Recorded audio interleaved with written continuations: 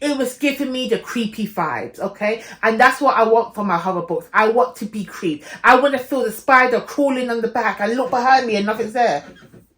Nothing's there. That's what this book was doing for me. Hello unicorns, it's Tiffany and Angelica and we are back with another video. So I've started a series this Black History Month here just to celebrate everything black in storytelling throughout all the books that we love to read, because black literature is fantastic. So in this video today, we're going to be focusing on black horror. Okay, black horror novels. Some of them I've read, some of them I haven't read, because I wasn't really a horror girly until the last 1 or 2 years. I haven't actually read a lot of horrors, but as I deep dived down into the genre, I am finding some gems. I am finding some books that I have to read, some books that I've read and I want everybody to read. So that is what we're going to discuss in this video. Black horror. So what I want you to do is go ahead, watch this, add these books to your TBR. Let me know in the comments below which horror books that you have read, which you have valued. Is any of these books that I will mention if you're inclined to add them. And please remember to subscribe to this channel, because I am posting a video for all of my favourite genres this week and throughout Black History Month to give you some recommendations. So if you don't want to miss any of these videos, please remember to subscribe and press that bell to be notified of when a new video drops, okay? So let's just jump right into it. Let's just get back into my horror read. So the first book I have got on this list is a book that I have not read yet, and I am ashamed to say that I have not read any books by this author yet, even though she is high up on my list. And I'm going to change that this month. I'm actually going to start one of her books this month. But this book that I am talking about is My Soul to Keep by Tannerive Due. Let me tell you, black vampires are having a resurgence this year. There are so many books coming out about black vampires, but this book was the OG black vampire book. And I'm so upset that I have not read it yet. So in this book, we are following a 500-year vampire who wasn't meant to fall in love, who's meant to live his life in solitude away from everybody else, but no, he falls in love. And because he's fallen in love, he has, I believe, made enemies of his immortal pact, that they're calling for him to come back home and he don't want to leave. So now people are hunting him down. Now what appealed to me about this book is this 500-year immortal from Ethiopia. So we are getting some Ethiopian mythology, some lore up in this book, and that is intriguing. And then again we have black vampires. Now on the cover of the book, not Steven Spielberg. So on the cover of this book, Stephen King actually likens this book to Anne Lackey's Interview with a Vampire. Now again, I know I have not read Interview with a Vampire yet, but I have watched the film and I have watched the television adaptation, and I love them both. So that gets me thinking that I am going to love this book as well. And this book, My Soul to Keep, is part of the Immortal series that Tannerive Due has done. So once I finish one book, I'm going to head into the next. So I feel like you guys should add this book to your TBR if you've read it. If you haven't read it yet, if you have read it, let me know your thoughts, because I'm excited to read it. But just because we're speaking about Tannerive Due, I also must say that she has 2 other books that has piqued my interest that I want to get into. So I might read them all at once. So we have got My Soul to Keep, we've also got The Good House, and we've also got The Reformatory. Now the Reformatory, I believe, has just come out this year, and I've been hearing some things about it. Tannerive Due, add her to your list, okay? Read her. She's perfect for horror fans. The next book we have on this list is Creatures of Passage. Now this is a bit different. This is a magical realism kind of horror, speculative fiction type of book. And in this book, we have a woman who is a taxi driver whose taxi is haunted. So I like that little switch on the trope of it saying, instead of a haunted house, we have a haunted taxi. So in this book, I know we follow a woman. She's a twin, and her twin has passed away. So now she's dealing with that grief. She's dealing with her grief of losing that other half of her soul. But then her nephew comes and tells her that he has been in contact with the Riverman. And who was that Riverman? Who could it be? but the dead twin. So because this is a magical realism type of book, I believe we're having some hauntings in it. There's some shapeshifters going on. We got discussions of the afterlife. We got psychic powers going on. Again, I didn't read too much in the synopsis, but I am intrigued to say the least. The next book I want to talk about, this is a recent release. This is released this year in 2024. This is Model Home by River Solomon.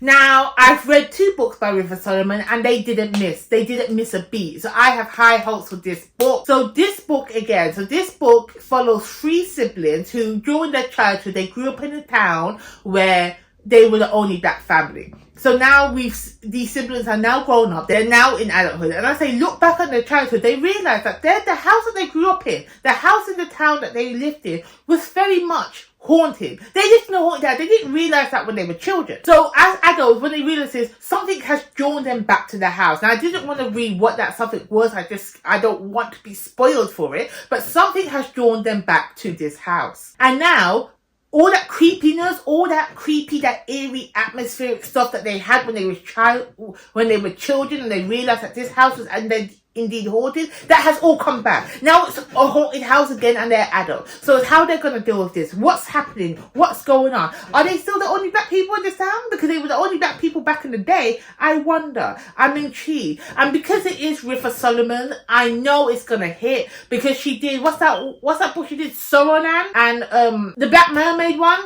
I forget the name, but I read both of those books. Fantastic. So I have high hopes for this book. Model Home, River Solomon, comes out, I believe, October 1st, 2024. So by the time you're seeing this, it's either out today or it's out in a couple of days. The next book I have on this list is House of Hunger by Alexis Henderson. Now, again, I'm saying black vampires are having a resurgence, okay? Because they're everywhere, and I'm seeing it everywhere more often, and I love it. I love it. Keep them coming. But this book is different, because although it's dealing with vampirism and blood drinking, I don't believe the focus on this book is vampirism. I don't think the characters are actually vampires. So what this book is about, we're following the main character who has been living in poverty, who wants to restart her life, and in order to do so, she gets a job to go to a different city and to provide her blood to this woman that is ill. Now, I don't think it's explicitly clear in the text that this ill woman is actually a vampire. I'm not too sure on that. And if she's not a vampire, why are you asking for this woman to give you blood, huh? Why are you taking blood from a woman in poverty? It's giving psychopath. It's giving psychotic. I'm intrigued because I want to know. I have heavy vampiristic vibes, but people are telling me she ain't no vampire.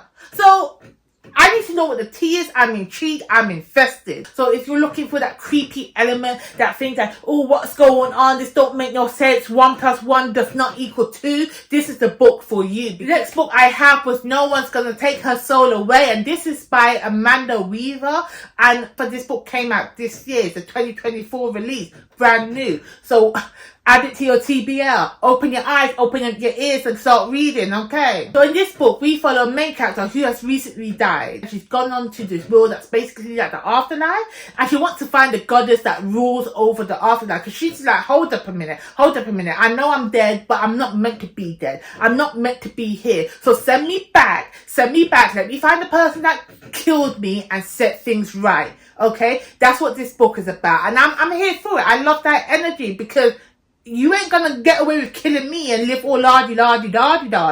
No, that's not what we're doing here. So our main character is set. She has it in, like, she ain't taking no for an answer. She's like, alright, I'm dead, but it ain't gonna stay that way, so send me back. So you're challenging a goddess. I love that energy. I'm here for it, because we're gonna get our comeback.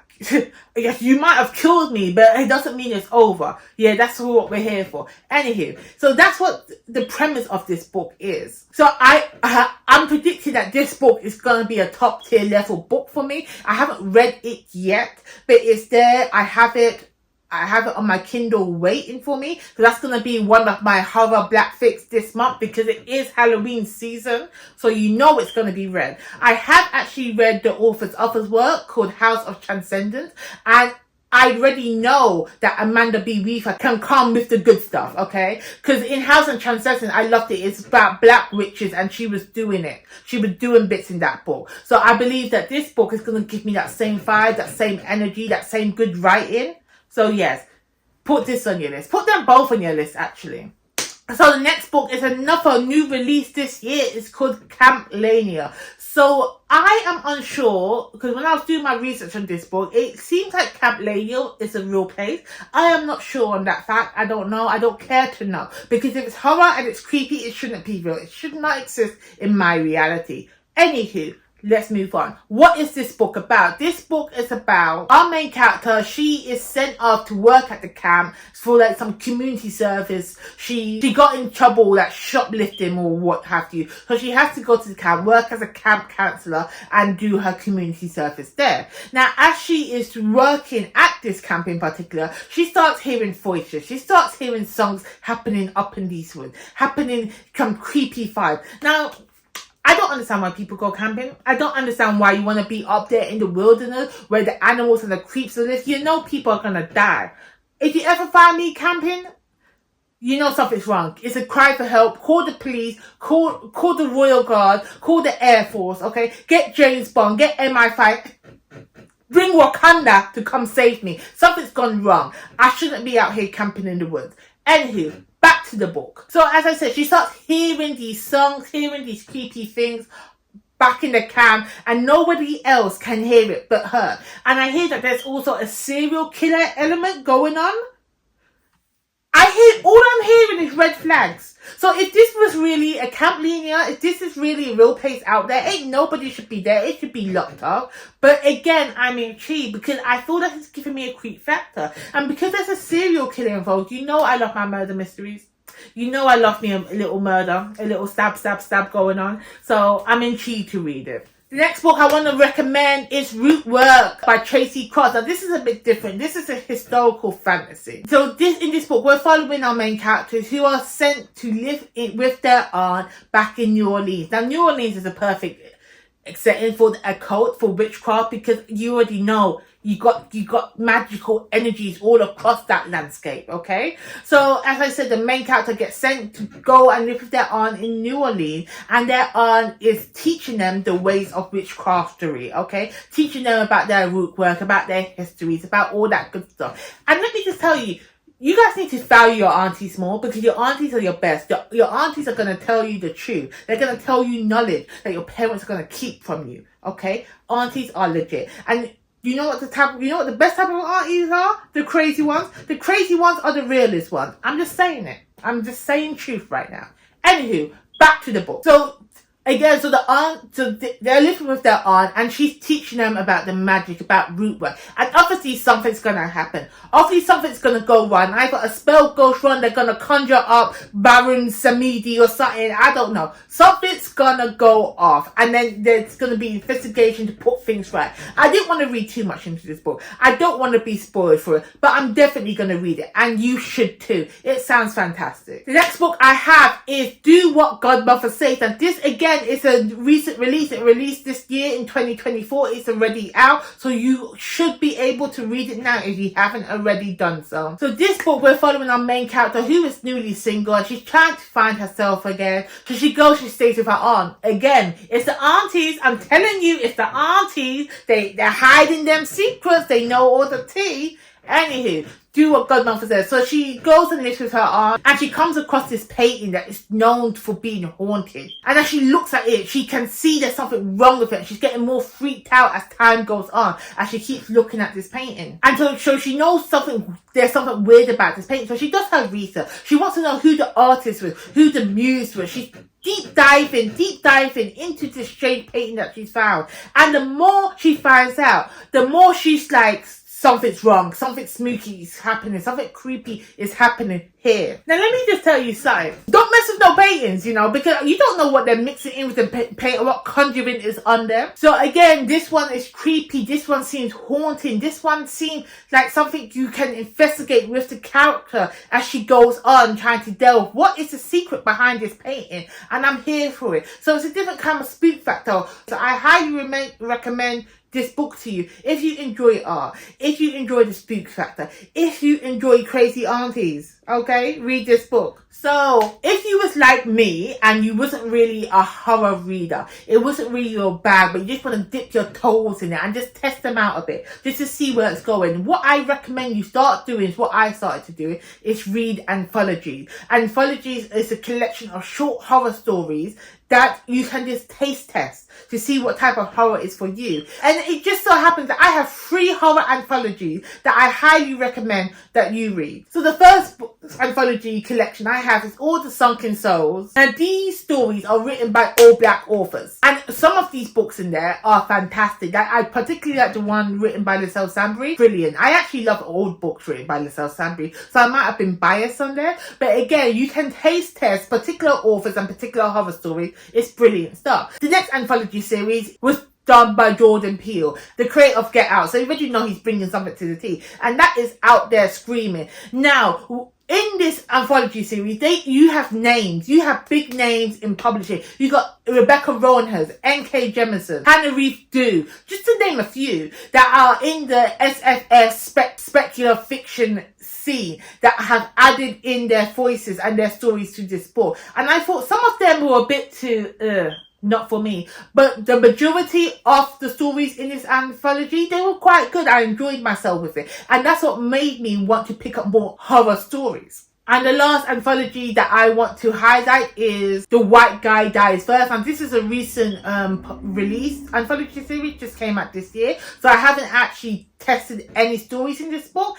And now that I think about it, I don't know if all the authors of this anthology are black, but there are a lot of black authors that have added their voice to this anthology. And it was done by Terry J. Benton Walker, and I believe he wrote the Blood Debts and Blood Justice duology, which is fantastic, highly rated it. So as I said, I suggest you pick up an anthology series if you're not a big horror reader, or even if you are a big horror reader, you just don't know what type of horror you want. If you want a slasher horror, if you want a romantic horror, if you want magical realism, if you want a speculative low-key horror that's just bumps in the night, anthologies are the way to go. So these 3 anthologies I will highly recommend.